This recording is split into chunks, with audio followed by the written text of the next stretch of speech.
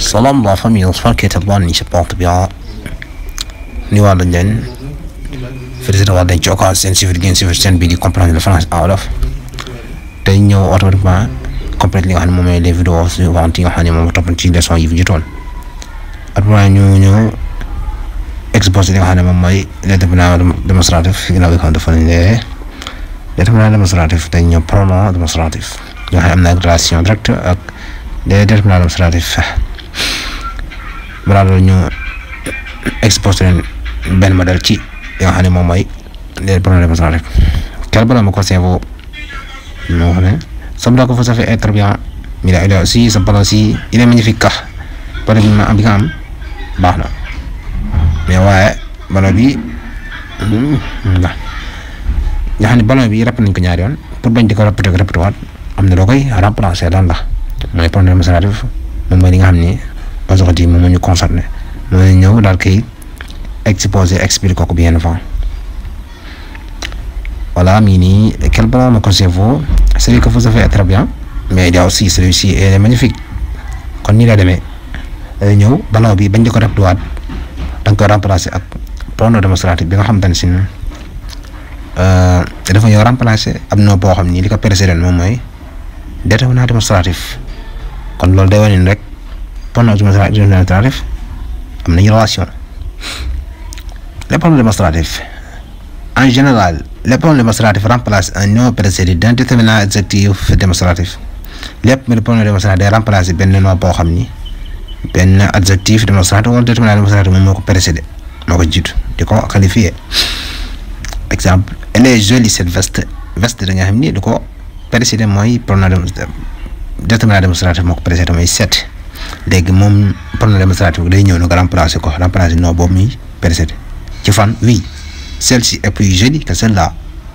Bi moo gën a rafet B nga xam ni celle-ci dafa remplacer veste bi nga xam te ne déterminant démonstratif moom moo ko précédé woon moom ñoo remplacer ko kon loolu def naa ni leer na noonu la ñuy def loolu mooy seen rôle. Les pronoms démonstratifs même ci loo xam ni forme simple am ci forme composée comme nu mel nii ni ñu ko expliqué woon bien avant mu am ci itam yooyu. ci forme simple am ci singulier masculin ak féminin am na ñu tuddee neutre forme simple singulier masculin celui féminin comme ni nga gisee ci modèle bi bu dee singulier féminin nga ne sal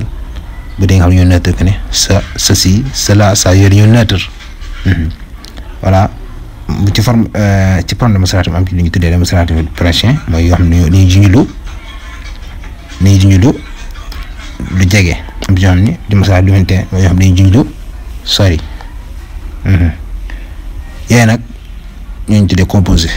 boo gis mu ànd nag si wala laa rek jàpp ñooñu tuddee pronom démonstratif composé wala modèle baa ngi noonu expliqué na ko benn bu nekk boo ko xoolee da nga ko comprendre. Emploi des formes simples la forme simple maanaam singulier pluriel. moom singulier masculin singulier féminin singulier masculin nga ne celui singulier féminin nga daan ne celle mu am pluriel masculin nga ne ce avec x pluriel féminin nga daan ne celle avec esa moom ci neutre mooy ce mooy dafa gis ko fee dafa gis ko ci fee lu mooy ce neutre dafa neutre waaw loolu noonu ce bi dafa gis ko ci masculin bi dafa gis ko féminin bi kon dafa neutre yëmut fenn. Les formes simples du pronom démonstratif doivent toujours être suivies de la préposition de ou d'un pronom relatif qui ainsi de suite ou d'un participe passé. Forme simple nag du pronom démonstratif toujours dañuy topp préposition de wala pronom relatif wala participe passé dama leen na ci exemple yi avec ma lettre je vois celle de Jalal kon di ko suivre moom mooy préposition mi de je vois celle que Jalal a écrit boobu pronom relatif muy que. Je vois celle que écrit par Jalal et je vois que précédé moom mooy participe passé di ko suivre rek boobu mooy participe passé comme ni ko waxee ci définition bi def naa loolu la ñu ngi gisee ci exemple bi. Après la forme simple de ce lui wala di position moom sax am na étape kon 1 ak 2 dafa un pronom relatif qui que donne quoi de quoi il a une valeur indéterminée ce premièrement day position ci kanam pronom relatif kii ka don am bois day am benn valeur benn maana boo xam ne kenn fixé wu ko mu ngi gisee ci exemple il ne sait pas ce qu'elle veut acheter xam ne bëgg jënd il ne pas ce qu'il prix gis së bi foofu yëpp dafa nekk kan pronom relatif caa nekk nga xam te ne si ni bu may premièrement bi nga xam ni dañ ko fi utiliser moom sa ana wax nañ ci xam dafa neutre ñaareel ba directement devant le verbe être pour identifier ou reprendre une idée directement dina ci kanam verbe être ngir lan ngir identifier wala reprendre at benn idée boo xam te ne si ne waxoon nañ ko bañ di ko tuddaat mu ñëw reprendre ko exemple ce sont mes amis japonais foofu day identifier mes amis ce sont ci kanam verbe être la nekk direct ngir identifier mes amis c'est très joli fa lool nga xam te ne si ni foofu tamit noonu c'est la même chose j'avais de perdre mon travail c'est très embêtant wax nañ benn idée ci ginnaaw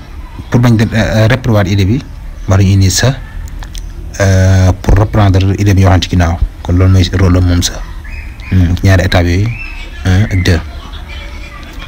emploi des verbes composés nag fu ñu koy utiliser am na ñu tuddee démonstratif prochain ñu tuddee démonstratif lointain démonstratif wax day junj lu jege am wax day junj lu sori yëpp nag composé lay doon te bu nekk composé day mën a amee loolu da mel ne junjal lu jege lu sori mu am ci loo xam ne singulier la singulier boobaa dans celui-ci waaw li ñuy junj kenn la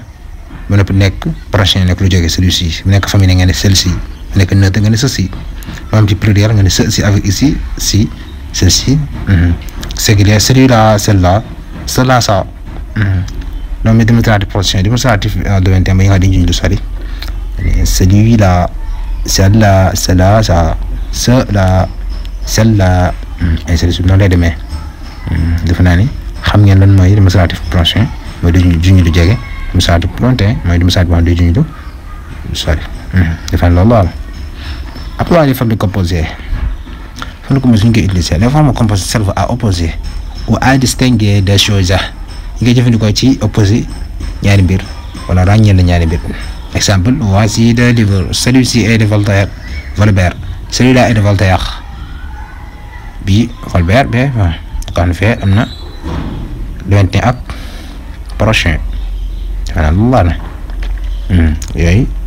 benn la ci anam yi ñu utiliser forme composée ci pronom démonstratif dañ koy jëfandikoo ngir opposé ñaari mbir muy celui-ci bii celui-là kon dañ leen opposé di leen ràññee bi nii ak bee dafa loolu daal na seen bopp ñaareel ba dans la langue écrite la verbe ci ou ici à quelque chose de proche dans l'espace le temps ou le contexte et le verbe là à quelque chose d'éloigné ñaareel ba ci anam yi ñuy utiliser forme composée